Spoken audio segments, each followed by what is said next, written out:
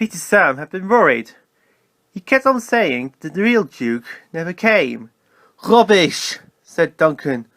"Of course he was real." "All the same," Peter Sam protested, "he wasn't our Duke." "Our Duke," said Sir Handel, "is an engine. You're as bad as he is. All engine dukes were scrapped. Ask Doc." "Doc doesn't know everything," Scarloway put in quietly. "Tell us about him, you two." Here is one of the stories that Peter Sam and Sir Handel told about Grandpop. It happened when Sir Handel was new to the line. Now, have you remembered that in those days he was called Falcon and painted blue? You have? Now we can begin. The manager came to see him one day and said he was pleased with his work so far. "Now, Falcon," he went on, "you must learn the mountain road." "Yes, please, sir," said Falcon excitedly. "So tomorrow you shall go double-heading on it with Duke. He'll explain everything." Falcon didn't like this. He thought Duke was an old fusspot and a regular fuddy-duddy. Duke's train was one for the holiday-makers. He calls it the picnic. Falcon was ready when Duke arrived. Duke strolled forward alongside. "Listen," he said, "the mountain road is difficult. You take the train, and I'll couple in front." "No," said Falcon, "I'll lead. How can I learn the road with you lumbering ahead and blocking the view?" "Suit yourself," said Duke shortly, "but never mind the view. Attend to the track." "Look at the track!" he puffed again on starting. "Never mind the view." "Fusspot, fusspot," puffed Falcon on starting. "Fuddy-duddy, fuddy-duddy, fuddy-duddy." They rattled through the first tunnel, looped round, recrossed the river, and entered the second, climbing all the time. Their speed grew slower and slower. "Don't dawdle, don't dawdle," urged Falcon.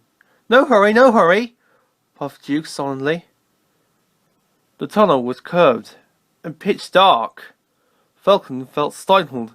He wanted to get out. Presently the light grew. 2 ribbons of track appeared ahead in the gloom. "Watch the track! Watch the track!" warned Duke. "Fusspot! Fusspot!" scoffed Falcon. The tunnel mouth grew larger and larger, till at last they burst into the sunshine. The line here swung sharply right. It was laid on a ledge cut in the hillside. Below lay the valley which they had come. Track and bridges looked tiny, like toys. No one quite knows what happened next. Duke said there must have been something on the track, and Falcon hadn't kept a good lookout. Falcon said he was dawdling, so how could he keep a good lookout? Anyway, the coaches had barely cleared the tunnel when Falcon lurched. His front wheels derailed, crunched over sleepers and ballast. He came to rest on one wheel, uncomfortable, near the edge. Duke had saved Falcon. Now he held on grimly with locked wheels and tight couplings. "Young idiot!" he hissed. "Stop it! I can't hold you if you shake." Falcon tried hard to stop shuddering. Quickly, Duke's driver fireman clocked his wheels and straightened the coupling between the 2 engines. "Thank you," said Duke. "Now I'll manage."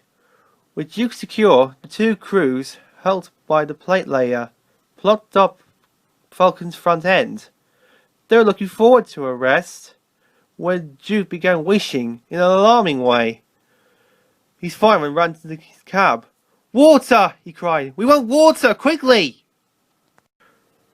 The plate layer's cottage stood nearby. He explained to his wife, and the passengers borrowed jugs, buckets, kettles and saucepans, everything in fact which would hold water. They formed a chain from the well to the engine and passed them from hand to hand. The fireman, meanwhile, reduced his fire and anxiously looked at the gauge. It was hot and tiring work for Duke, needed many gallons. But at last, the fireman shouted cheerfully, "We're winning! Don't weaken!" And they all set to work again with a will. They cheered again when the Great Down Gang arrived. They showed other passengers how to help them leave the Falcon back to the rails. The manager was at the top station. He said he was sorry about the accident and thanked the passengers for their help. Not at all, they said. We admired the way you put things right and enjoyed the adventure. They thanked Duke and his crew for